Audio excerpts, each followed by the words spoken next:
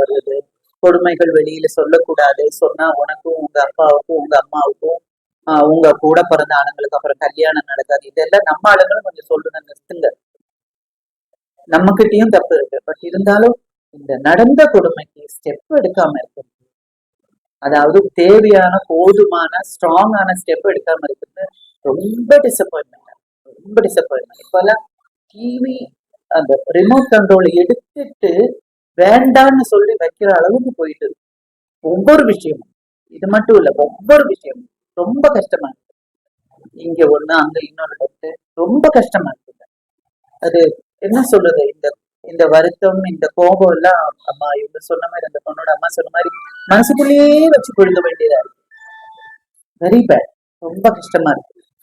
ஒன்னும் சொல்லவும் முடியல. நம்ம சொன்னா கூட ஆமா பெருசா அவங்க சொல்லிக்குவாங்க, அவங்க வந்தாங்க, அவங்க நடிகை தானே, அவங்க அப்படி காட்டுறாங்க